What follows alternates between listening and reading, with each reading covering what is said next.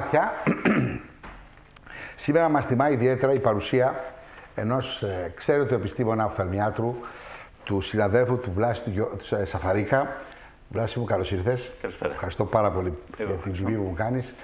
Και το θέμα το οποίο θα μας απασχολήσει, γιατί η οφθαλμολογία είναι τεράστια, εμείς διαλέξαμε αυτό στο οποίο ο κ. Σαφαρίκας είναι και από τους πιο κατά κάποιο τρόπο εξειδικευμένους, από τους πολλούς καλούς εξειδικευμένους, αλλά στον χώρο αυτό από τους πιο εξειδικευμένους, που είναι η διαθλαστική χειρουργική, και καταλαβαίνετε τώρα τι εννοώ, είναι η χειρουργική εκείνη η οποία βοηθάει το μάτι να μην έχει μοιοπία, να μην έχει πρεσβειοπία και άλλα πράγματα τα οποία θα ακούσουμε και θα μας τα πει και ο ίδιος αυτή τη στιγμή. Δίνοντάς μας έτσι μια πρώτη εικόνα τι είναι η διαθλαστική χειρουργική, για να μην τα λέω εγώ που τα ξέρω πολύ λιγότερο. Θα τα πω εγώ λοιπόν. Ναι. Λέγοντας διαθλαστική χειρουργική εννοούμε τη χειρουργική του οφθαλμού, η οποία αποσκοπεί στο να καταφέρουμε να απαλλαγούμε από τα γυαλιά. Για όσο διάστημα περισσότερο μπορούμε. Για τη διαθλαστική χειρουργική έχει ξεκινήσει μάλλον διαθλαστική χειρουργική από τομές κερατικές ή ακτινωτές κερατοτομές και εν συνεχεία τοξοειδείς κερατοτομές. Χειρουργικά δηλαδή είναι πλέον. Χειρουργικά, ναι. Ναι. Με τη χρήση νηστεριού καταρχήν. Ναι. Πράγματα τα οποία εξελίχθηκαν βέβαια στην πορεία και είναι πολύ πιο εξελιγμένα. Όμως είχαμε και το σπουδαιότερο κομμάτι που αυτό πολλοί κόσμος καταλαβαίνει, η διαθλαστική χειρουργική, το λέιζερ. Το λέιζερ, μάλιστα. Και διάφορες τεχνικές λέιζερ, οι οποίες... Θα τις αναφέρουμε και θα τις πούμε. Ναι. Μάλιστα. Δηλαδή, αυτή τη στιγμή, για να καταλάβουν οι φίλοι μας, εγώ θα τα απλοποιώ λιγάκι, έτσι. Ναι. Είμαι και ο πιο γνωστός και πιο κοινός, έτσι, κατά κάποιο τρόπο κατανοητός στους φίλους που μας παρακολουθούν. Θέλουμε να βελτιώσουμε τη μοιοπία που χρειάζεται ένα γυαλί για να διορθωθεί. Μάλιστα. Και με αυτόν τον τρόπο εμείς επεμβαίνουμε διαθλαστικά. Μάλιστα. Τώρα, το λέισερ είναι μια μέθοδος, είναι μια μέθοδος, γιατί πολλές συσκευές οι οποίες έχουν λέιζερ σε διάφορες τομείς ιατρικής και αλλού, η οποία κάνει πολλά πράγματα. Έτσι. Ναι. Θα ήθελα τώρα να έρθουμε ποιες μεθόδους λέιζερ χρησιμοποιεί συγκεκριμένα στη διαθλαστική. Πώς λειτουργεί το λέιζερ σε περίπτωση απλά. Το λέιζερ είναι ένα ψυχρό λέιζερ, αλλάζει το σχήμα του κερατοειδούς. Ο κερατοειδής, έχοντας ένα σχήμα α, έχει και μία διαθλαστική δύναμη. Σωστό. Για να αλλάξουμε τη διαθλαστική δύναμη του κερατοειδούς, αλλάζουμε το σχήμα του. Αυτό το επιτυχάνουμε με το λέιζερ. Οι τεχνικές που έχουμε με το λέιζερ για να αλλάξουμε το σχήμα του κερατοειδούς είναι διάφορες. Οι κυριότερες είναι η PRK, η πιο γνωστή και πιο παλαιά. Και προφανώς και πιο σίγουρη. Θα το πούμε έτσι. Δεν υπάρχει θέμα σιγουριάς εδώ. Σε κάποιες περιπτώσεις πιο σίγουρη, όντως. Σε κάποιες άλλες ίσως όχι τόσο δεικνυόμενη. Και η LASIK. Η LASIK είναι πιο εξελιγμένη και ίσως είναι σε πιο δύσκολες περιπτώσεις που μπορεί να κανείς να την εφαρμόσει. Μάλιστα. Υπάρχουν και άλλες μέθοδοι λέιζερ, όπως η EpiLASIK, ας πούμε, η LASEK κτλ. Αλλά ο μεγάλος όγκος των περιστατικών είναι οι δύο προηγούμενες. Και πάντα μας ενδιαφέρει η εμπειρία και του μηχανήματος και του συναδέλφου που τα χρησιμοποιούν, γιατί από εκεί βγαίνουν τα συμπεράσματα. Τώρα, πάντα νομίζαμε, τώρα βέβαια θα δώσουμε και κάποιες ευχάριστες άλλες ειδήσεις στους φίλους, ότι μόνο η μοιοπία ήταν εκείνη η οποία ήταν το αντικείμενο, θεραπευτικό αντικείμενο του λέιζερ. Ας δούμε όμως από τις μοιοπίες, ποιες μοιοπίες διορθώνονται. Οι μοιοπίες που διορθώνται συνήθως είναι μέχρι περίπου τους 10 βαθμούς που διορθώνται με λέιζερ. Με άλλες τεχνικές, γιατί υπάρχουν και άλλες πολλές και διάφορες, μπορεί να διορθούν και πολύ μεγαλύτερες μοιοπίες. Με το λέιζερ συνήθως μέχρι τις 10 διοπτρίες μπορούν να διορθώσουν. Νομίζω, η μεγαλύτερη πλειονότητα είναι μέχρι το 10. Δεν είναι βέβαια. Η μεγάλη πλειοψηφία είναι πολύ σπάνιο και αυτό. Πάνω από το 10 είναι συνήθως δύσκολο, διότι δεν υπάρχει αρκετό πάχος στον κερατοειδή για να μπορεί κανείς να παρέμβει με ασφάλεια. Ναι, μάλιστα. Χρησιμοποιούνται σε μεγαλύτερες μοιοπίες ενδοφακή ή φακή μέσα στο μάτι, είτε στον πρόσθετο θάλαμο είτε στον οπίστιο, αλλά αυτά είναι πιο σπάνια. Και εμένα δεν είναι πια για ειδικές περιπτώσεις. Μάλιστα. Δηλαδή, αυτή τη στιγμή ξεκινάμε να διορθώνουμε μοιοπία πόσο χαμηλά. υπάρχουν άτομα που λόγω επαγγέλματος θέλουν τη μοιοπία να τη διορθώσουν ακόμα και με 1 βαθμό. Και με 1 βαθμό, τόσο πολύ. Μάλιστα. Δηλαδή μπορεί να κάνει τόσο λεπτομέρεια, να βελτιώσει τόσο λίγο, ας το πούμε. Σαφώς μπορεί. Βεβαίως μπορεί. Μάλιστα, πολύ σημαντικό αυτό. Βεβαίως μπορεί να διορθώσει. Αυτό είναι πάρα πολύ σημαντικό. Εκείνο το οποίο προκύπτει τώρα, και εγώ πια και εγώ ερωτώ πλέον ως ενδιαφερόμενος, θα έλεγα, έτσι, γιατί υπάρχει κανείς που τα ματάκια του σε όλες τις ηλικίες βλέπουν το ίδιο. Η όλη διαδικασία, η όλη διαδικασία, πόσο κοπιαστική είναι για τον ασθενή. Θα πάρουμε έτσι πολύ απλά και πολύ... Θα έλεγα δεν είναι κοπιαστική καθόλου. Δεν υπάρχει θέμα κόπωσης για τον ασθενή. Είναι μια διαδικασία η οποία σαν συνολικός χρόνος μπορεί να είναι 20 λεπτά και για τα 2 μάτια. Μάλιστα. Όπου από τον ασθενή δεν έχουμε τίποτα να ζητήσουμε παρά μόνο λίγη υπομονή. Τίποτα περισσότερο. Μάλιστα. Και να βάζει βέβαια τις σταγόνες του εν συνεχεία όπως πρέπει να τις βάζει. Μάλιστα. Δηλαδή ήρθε η γνωστή, η οποία πολύ εύκολα μετριέται, έχει 6,5 βαθμούς. Ναι. Και μπαίνει να κάνει μια θεραπευτική αντιμετώπιση με διαθλαστική, χειρουργική, με λέιζερ και τη βελτιώνει πόσο. Θα τη διορθώσει. Τελείως, δηλαδή, μάλιστα. Μετά από τη διαθλαστική τώρα επέμβαση, πόσο κρατάει το αποτέλεσμα. Αυτό είναι ένα καλό ερώτημα. Δηλαδή που είναι πολύ το ενδιαφέρον του κόσμου, είναι κάτι προσωρινό. Ο σκοπός μας είναι να έχει ένα μόνιμο ή σχεδόν μόνιμο αποτέλεσμα. Βέβαια, ο άνθρωπος είναι ζωντανός οργανισμός. Δεν είναι δεδομένο ότι θα είναι ίδιος, αλλάζουν τα πάντα. Συνήθως όμως τα αποτέλεσμα είναι διαβίου. Αν προκύψει κάποια μεταβολή, μπορεί όμως με μια δεύτερη επέμβαση να διορθωθεί. Αυτό δεν είναι το σύνθεση. Το σύνθεση είναι το αποτέλεσμα να είναι μόνιμο. Μόνιμο, μάλιστα. Ή τουλάχιστον μακροχρόνιο, να μην το ονομάσουμε μόνιμο. Μάλιστα. Επειδή το πρόβλημα αυτό ενδιαφέρει πάρα πολύ παιδιά, νεαρούλιδες, μαθητές, σε ποια ηλικία μπορεί ο οφθαλμίατρος σταθερά να προτείνει στο παιδί ότι μπορεί να το διορθώσουμε αυτό, χωρίς να υπάρχει πρόβλημα, ας πούμε, να χειροτερέψει μετά και ή στην ανάπτυξη να παρουσιαστεί κάτι άλλο. Στατιστικά θα μιλήσουμε τώρα, διότι σίγουρα δεν υπάρχει τίποτα για να το πούμε.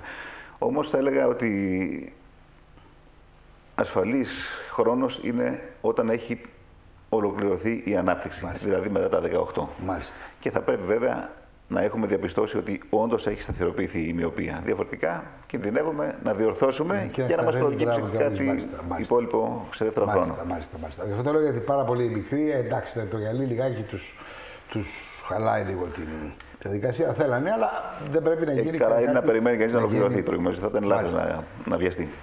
Να πάρουμε μια μελαγχολική εικόνα. Τι μπορεί να συμβεί, δηλαδή, τι στραβό μπορεί να συμβεί στην όλη διαδικασία διόρθωσης μοιοπίας με τη λέιζερ. Αν γίνει η σωστή μελέτη, και αυτή η σωστή μελέτη γίνεται, από ό,τι ξέρω παντού, τα δε πρωτόκολλα που εφαρμόζονται ιδιαίτερα αυστηρά θεωρούνται οι μέθοδοι ασφαλείς. Εκείνο που μπορεί να πει κανείς ότι μπορεί να μην είναι στο πρόγραμμα είναι να έχει μια απόκλιση από το στόχο. Δηλαδή να έχεις να διορθώσεις 5 βαθμούς μοιοπία, ας πούμε, και να διορθώσεις τους 4,5. Και να έχει ένα υπόλοιπο. Αυτό μπορεί είτε να διορθωθεί με μια δεύτερη επέμβαση, ή αν είναι πολύ μικρό, να μην είναι ιδιαίτερα ενοχλητικό. Να μην είναι το 100% που θα λέγαμε, ας πούμε, της βελτίωσης κλπ. Και μπορεί να γίνει ταυτόχρονα και στα 2 μάτια. Συνήθως έτσι γίνεται. Και στα 2 μάτια.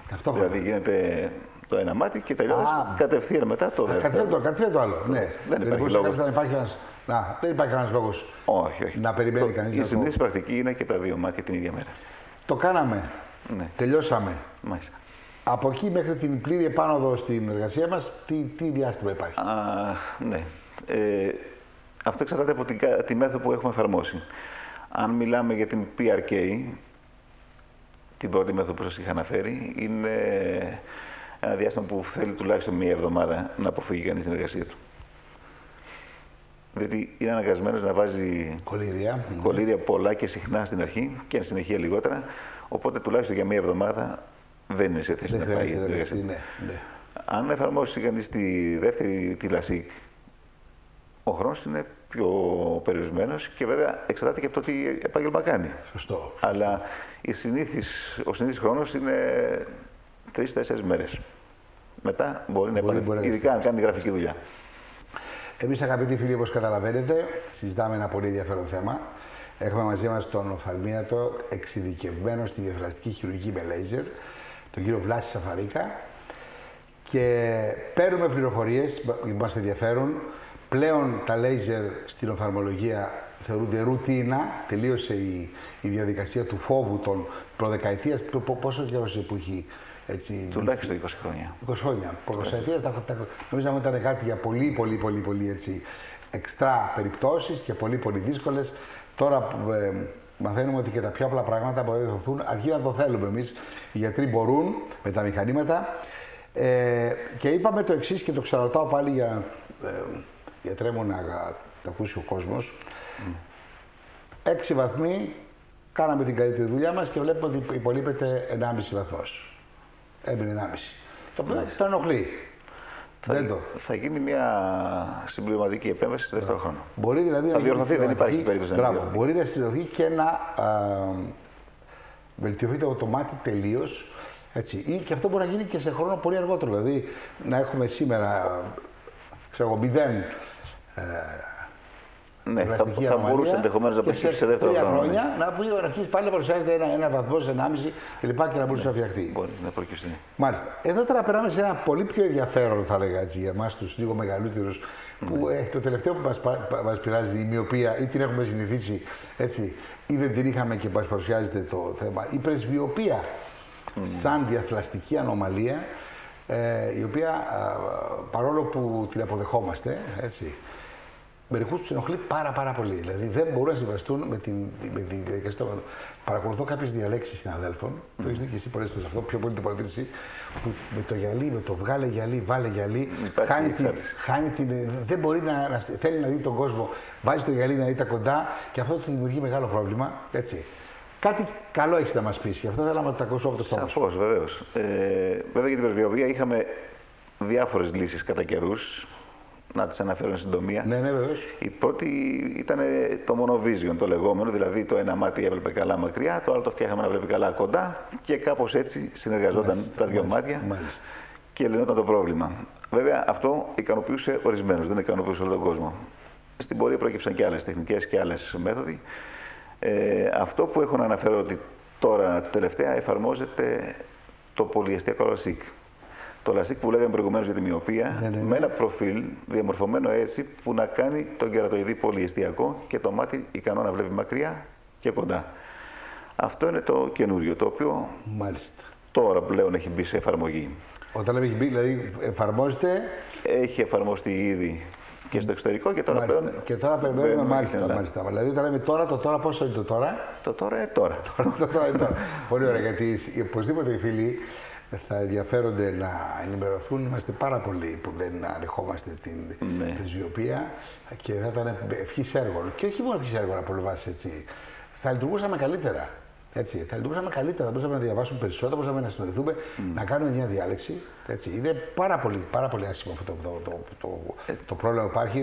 Πρέπει να το καταλαβαίνουν οι φίλοι καμιά φορά όταν παρακολουθούν κάποια διάλεξη, ότι ο μιλητής που φοράει τα γυαλιά του, έτσι, το βάλε βγάλε, έτσι, κυριολεκτικά τον απορριθμίζει. Είναι πολύ γνώστης δηλαδή του βάλε βγάλε για να μπορεί να τα φέρει. Και αυτό, αλλά και για άλλους λόγους ακόμα. Και για λόγους αισθητικής. Βεβαίως, γενικά ενοχλεί δηλαδή. Δεν ξέρω κάποια. Το λέμε έτσι για το. Ότι καμιά φορά πας σε ένα κέντρο, πας και σου παίρνει ένα κατάλογο. Και λες, βλέπεις ένα κατάλογο που έχει κάτι γραμματάκια και λες, καλά, συγγνώμη, αυτά τα γραμματάκια τα έχετε να διαβάσω εγώ ή θα διαβάσει η νεολαία, γιατί εδώ είναι κέντρο που θέλει κάπου έτσι να το δούμε. Ναι, είναι μια κατάσταση η οποία δεν μας ευχαριστεί και ακούγοντας ότι η επιστήμη, η οφθαλμολογία, η σύγχρονη προχωράει σε λύση αυτού του προβλήματος, ειλικρινά το λέω, πιστεύω θα είναι το πιο ενδιαφέρον θέμα στο οποίο θα έχουμε και ίσως με την ευκαιρία που θα έχουμε πια μια ολοκληρωμένη παρουσίαση του θέματος, να τα ξαναπούμε και να πούμε μερικά πράγματα για να ολοκληρώσουμε την παρουσίαση των διαφραστικών αυτών ανομαλιών, οι οποίες πρέπει κανείς να σκεφτεί και όταν φιλοσοφούμε λίγο τι συνέβαινε παλιά. Δηλαδή, παλιά. Πόσο παλιά? πριν βρούμε το φακό, ακόμα και το φακό το μεγεθυντικό, τι κάνανε οι άνθρωποι τότε με τα προβλήματα του ματιού τους. Δηλαδή, άρχισε, περισσόταν η ζωή όσο έλειπε το μάτι. Ένας καταράχτης τελείωνε, ο άλλος έμενε πλέον και έβλεπε ό,τι έβλεπε. Έβλεπε λιγότερα πράγματα. Σήμερα η οφθαλμολογία φτιάχνει το μάτι, έτσι βλέπεις ανθρώπους, δηλαδή 85άριδες, και τον βλέπεις και οδηγεί. Και έχω και απαιτήσεις. Θέλουν να βλέπουν πολύ καλά. Δεν αρκούνται στο μέτριο. Και όταν βλέπει ο άλλος, είναι και πιο υγιής. Γιατί είναι η ψυχή του ανεβασμένη, έτσι. Ναι, νιώθει καλύτερα, βέβαια. Είναι γεγονός. Εγώ περιμένω εναγωνίως, ειλικρινά το λέω, και για τον εαυτό μου, γιατί και εγώ με τα γυαλιά δεν τα πάω καθόλου καλά. Και πολλοί άλλους συναδέλφους που ξέρω και φίλους, το θέμα της εξέλιξης, μάλλον της καθιέρωσης της μεθόδου και της εφαρμογής της πλέον, με την άνεση που εφαρμόζεται πλέον στο άλλο θέμα, όπως το συζητάμε αυτό. Εμείς ενημερώσαμε τους φίλους μας ότι μπορούν να διορθώσουν τη μοιοπία τους και είναι λάθος να κυκλοφορούν με μοιοπικά γυαλιά, χωρίς να έχουν τουλάχιστον ενημερωθεί από τον οφθαλμίατρό τους ή από τον ειδικό οφθαλμίατρο πλέον ότι ρε παιδί μου, πέταξε, δεν τα θες τώρα, εντάξει, κάπου είναι. Ο φόβος πρέπει να ξεπερνιέται κάποια στιγμή. Έτσι, μπράβο, λέει, γιατί τα πράγματα είναι πάρα πολύ απλά, με μια μέθοδο η οποία δεν έχει επιπλοκές, έχει πλέον αυτοματοποιηθεί, έτσι, τα μηχανήματα είναι και πάρα πολύ εξελιγμένα στο θέμα της λειτουργίας τους, λεπτομεριακής λειτουργίας τους, όπως τα περισσότερα ειδικά μηχανήματα σήμερα. Εγώ θέλω να σε ευχαριστήσω, Βλάση μου, σε ευχαριστώ πάρα πολύ για την. Εγώ ευχαριστώ. Η παρουσία σου ήταν, θα έλεγα, αισιόδοξη. Συνήθως μιλάμε για πράγματα τα οποία. Να μεταφέρουμε κάτι καλό στον κόσμο. Ναι, γιατί διορθώνουμε κάτι το οποίο το θέλουν για να μπορέσουν να ζήσουν, να απολαύσουν. Σήμερα η εικόνα είναι κυριαρχή στη ζωή μας, έτσι, τηλεοράσεις, θεάματα κλπ. Το καλό μάτι και το γερό μάτι είναι πάρα πολύ καλό. Βέβαια. Και υπόσχομαι και θέλω και τη δική σου υπόσχεση ότι θα ολοκληρώσουμε το θέμα αυτό περισσότερο, έτσι, όταν θα είναι όλα ετοιμασμένα για να παρουσιάσουμε και με εικόνα πλέον τότε, έτσι, το θέμα αυτό. Βεβαίως. Έτσι, σε ευχαριστώ πάρα πολύ. Εγώ ευχαριστώ. Ευχαριστώ πολύ. Αγαπητοί φίλοι, δεν ξέρω τη δική σας διάθεση, αλλά εγώ ενθουσιάστηκα από αυτά που μας ανέφερε ο οφθαλμίατρος μας. Δεν υπάρχει τίποτα καλύτερο από το να έχει κανείς τα ματάκια του καλά και δυνατά, όσα χρόνια ζει, του δίνει μια άλλη ομορφιά στη ζωή και έτσι αυτά τα νέα και ιδιαίτερα οι εξελίξεις για την πρεσβειοπία νομίζω ότι χαροποίησαν και εσάς όσο και εμένα και πολλούς άλλους φίλους, διότι χαιρόμαστε που η επιστήμη, η σωστή επιστήμη, η ιατρική επιστήμη βελτιώνει τις συνθήκες ζωής του σύγχρονου ανθρώπου. Πέρα όμως από το να βλέπουμε, που είναι απαραίτητο, ένας βασικός παράγων που μας κρατάει υγιείς, το έχουμε ξαναπεί και άλλη φορά στην εκπομπή μας αυτή, είναι και να μπορούμε να κινηθούμε. Η κίνηση. Η κίνηση, όχι αυτή η κίνηση που κάνουμε για να εξυπηρετήσουμε μόνο τις απόλυτες ανάγκες μας, που αυτό πια είναι απόλυτα αναγκαίο και δεν το συζητάμε, αλλά γενικά η κίνηση, η άφθονη κίνηση, η οποία μπορεί να μας κρατήσει γερούς και δυνατούς, είναι κάτι που το θέλουμε. Περνώντας όμως τα χρόνια, δυστυχώς, πολλές δυσκολίες παρουσιάζονται στο θέμα αυτό. Είτε από τραυματισμούς, είτε από εκφύλιση των αρθρώσεών μας.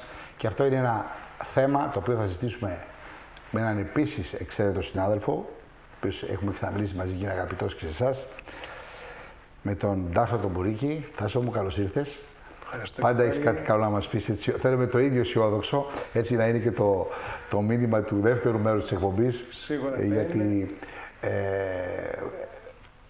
είχα μία ευκαιρία να κάνουμε ένα ταξίδι αυτές τις μέρες και το εκπληκτικό που είδα και έπρεπε να έχω κάμερα, να μπορούσα να μου το επέτρεπε εκείνη να το δω, ήταν σε μία κουραστικότατη διαδρομή που γινόταν για να δούμε κάποια αξιοθέατα, κουραστικότατη όμως, δηλαδή τρελάθηκα εγώ στην κούραση,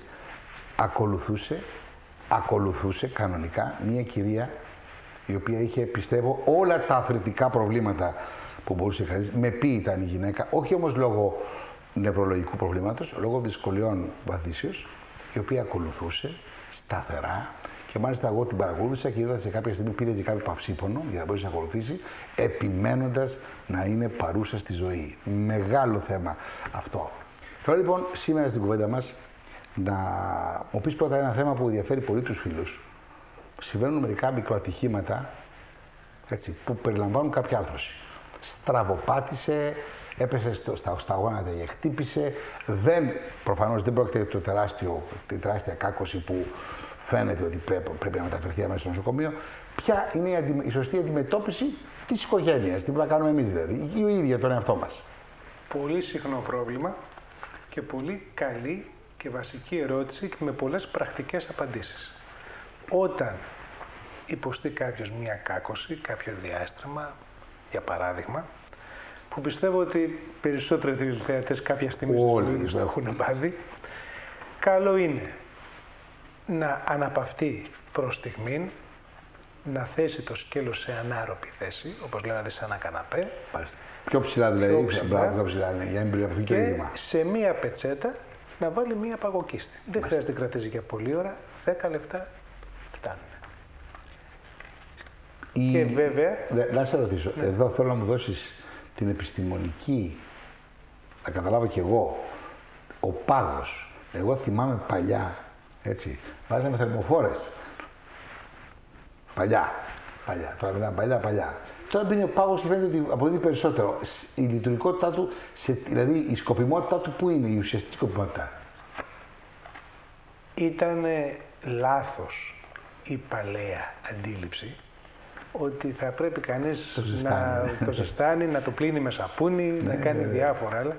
Γιατί το μόνο που κερδίζει από όλη την ιστορία, το κερδίζει πάντα εισαγωγικά, είναι να χειροτερεύσει το είδημα, γιατί το θερμό κάνει αγκιοδιαστολή, ανοίγει τα αγκία, με αποτέλεσμα στον τρίτο χώρο να μαζεύονται περισσότερα υγρά. Έχουμε ήδη αρκετά από την κάκωση και βέβαια χειροτερεύουμε την κατάσταση. Ενώ ο πάγος δημιουργεί μια αγκιοσύσπαση και λειτουργεί βοηθάει, για να το πούμε πιο απλά και πιο κατανοητά για τους τηλεθεατές μας, βοηθάει τα αγκία να λειτουργήσουν σαν απορροφητήρες του ειδήματος. Και αυτό βέβαια αποφεύγει το πρίξιμο, τον πόνο και όλη τη διαδικασία της φλεγμονής. Και βέβαια, αν υπάρχουν γνώσεις από τον ίδιο τον Πάσχο, μπορεί να είναι κάποιος αθλητής, μπορεί να είναι κάποιος ως σπίτι που να ξέρει να κάνει μία σωστή επίθεση. Μπράβο, της άρθρωσης. Αυτό λοιπόν το θέλαμε να το ξέρουμε, γιατί είναι μια πρώτη βοήθεια την οποία ζητούν οι φίλοι να ξέρουν, παιδιά έχουν κλπ. Ο πάγος δηλαδή συστήνεται ανεπιφύλακτα στην άρθρωση που έχει. Με μία πετσέτα πάνω για να αποφευχθεί οποιοδήποτε. Δηλαδή, ας μην μπει η παγοκίστη πάνω στο δέρμα. Ναι. Εγώ όμως ήθελα να συζητήσουμε για αυτές τις αρθρίτιδες, τις εκφυλιστικές αρθρίτιδες, οι οποίες με την πρόοδο της ηλικίας ή τουλάχιστον σε κάποιον ο οποίος είναι αθλητής ή έχει κάπου, έχει τραυματιστεί και είναι με τραυματικές, του περιορίζουν την κινητικότητα. Της αρθρώσεως στο γοφό, της κατησχύων αρθρώσεως και του γόνατος, που κατά κάποιο τρόπο είναι πιο συνηθισμένος. Ναι, είναι πιο συνηθισμένος. Εκεί τι έχει να μας προσφέρει η σύγχρονη ορθοπαιδική? Από τα πιο απλά στα πιο σύνθετα. Καταρχήν, όταν αντιμετωπίσουμε κάποιον ασθενή με εκφυλιστική αρθροπάθεια, οστεοαρθρίτιδα όπως λέμε, βάζω μια παρένθεση, υπάρχουν και οι αρθρίτιδες που είναι ρευματολογικής αιτιολογίας, όπως είναι οι ρευματοειδείς αρθρίτιδες, που έχουν κοινή συμπτωματολογία, αλλά άλλη κλινική εικόνα. Όταν δηλαδή πρόκειται για μια εκφυλιστικού τύπου αρθροπάθεια, αντιμετωπίζουμε καταρχήν τον ασθενή συντηρητικά.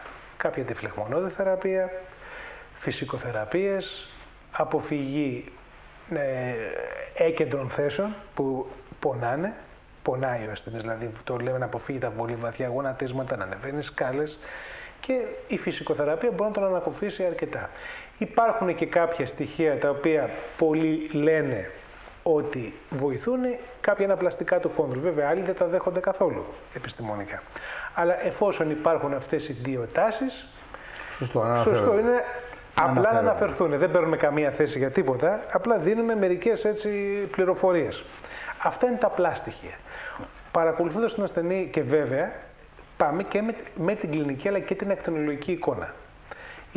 Μια ακτινογραφία την λαμβάνουμε εξ αρχής για να δούμε σε ποια κατάσταση βρίσκεται η άρθρωση. Παρακολουθούμε τον ασθενή και βλέπουμε πώς συμπεριφέρεται. Υπάρχουν ασθενείς οι οποίοι έχουν οστεοαρθρίτιδα, έχουν ακτινολογική εικόνα η οποία δείχνει ανάγλυφα τα στοιχεία και πάρα πολύ καλά της φθοράς, αλλά είναι πολύ καλά κλινικά. Μάλιστα. Και βέβαια τους ασθενείς αυτούς, εφόσον είναι ικανοποιημένοι από τη ζωή τους και από τις απαιτήσεις τους, τους συνεχίζουμε να τους αντιμετωπίζουμε συντηρητικά. Υπάρχει όμως και μια κατηγορία μεγάλη ασθενών που η οστεοαρθρίτιδα προχωράει σε τέτοιο βαθμό που είναι πλέον ανυπόφορη. Πονάει ο ασθενής ακόμα και όταν είναι στο κρεβάτι. Δημιουργούνται συγκάμψεις στα γόνατα και στα ισχύα. Με αποτέλεσμα να μην μπορεί να κάνει ούτε ένα βήμα. Και βέβαια στη σύγχρονη εποχή που ο μέσος όρος ηλικίας έχει αυξηθεί, υπάρχει μία ανάγκη στον πληθυσμό για ανεξαρτητοποίηση, ακόμα και στην τρίτη ηλικία. Σωστό. Παλαιότερα, οι οικογένειες μένανε μαζί. Τώρα βλέπουμε όλο και περισσότερους ανθρώπους της τρίτης ηλικίας να μένουν πιο πολύ μόνοι τους και να θέλουν να είναι πιο ανεξάρτητοι. Και βέβαια εκεί έρχεται η χειρουργική ορθοπαιδική, οι χειρουργικές τεχνικές ορθοπαιδικής, για να το πούμε καλύτερα, για να δώσουν λύσεις. Οι λύσεις είναι... Θα τις πούμε, ναι. Τόσο μου να δω κάνουμε τη σημεία. Σίγουρα δεν συζητούμε να κινητοποιηθεί κανένας και για κανέναν λόγο, εφόσον έτσι. Όχι, βέβαια. Μπράβο. Είναι δεδομένο αυτό. Είναι άποψη της επιστήμης της ζωής. Είναι η ζωή, θα λέγαμε. Εμείς λοιπόν σήμερα, αγαπητοί φίλοι, μιλάμε για αυτή τη δύσκολη κατάσταση, με την επώδυνη, γιατί σίγουρα ο ασθενής, ο οποίος έχει την αφήτητα, έχει τον πόνο αγκαλιά, θα λέγαμε, έτσι. Τον αισθάνεται, με αυτόν συναλλάσσεται καθημερινώς, αλλά σίγουρα υπάρχουν τρόποι να μην εγκαταλείψει την προσπάθεια μένοντας σε μια πολυθρόνα ή κάνοντας πολύ λίγες κινήσεις με ένα μπαστούνι. Εμείς έχουμε σήμερα μαζί μας τον ορθοπαιδικό εξειδικευμένο σε αυτά και σε πολλά περισσότερα, βέβαια τα έχουμε πει σε άλλη μας εκπομπή, τον κύριο Τάσο Μουρίκη, και θέλω να ακούσουμε μερικά πράγματα τώρα, γιατί πρέπει να επιμείνουμε. Εγώ μέχρι εδώ είναι περίπου τα αναμενόμενα που περίμεναν να ακούσουν οι φίλοι μας. Τώρα από εδώ και πέρα θέλουμε, γιατί πρέπει να επιμείνει και ο πάσχων αλλά και ο συγγενής να τον βοηθήσει με τον ειδικό ορθοπαιδικό να αποκτήσει κινητικότητα και τι άλλο μπορεί να προσφέρει πλέον η ορθοπαιδική. Γι' αυτό σε σταμάτησα να το πούμε τώρα, σε δεύτερο χρόνο, να είναι αναβάσει το ενδιαφέρον των τηλεθεατών. Υπάρχουν οι επεμβάσεις αντικατάστασης της άρθρωσης, οι οποίες ονομάζονται ολικές αρθροπλαστικές στα ισχύα και στα γόνατα. Είναι επεμβάσεις οι οποίες έχουν γίνει πλέον ρουτίνα και στα δημόσια νοσοκομεία και στα ιδιωτικά ιδρύματα. Ο μέσος πλέον ορθοπαιδικός έχει εμπειρία σε αυτές τις επεμβάσεις. Μάλιστα. Έχουν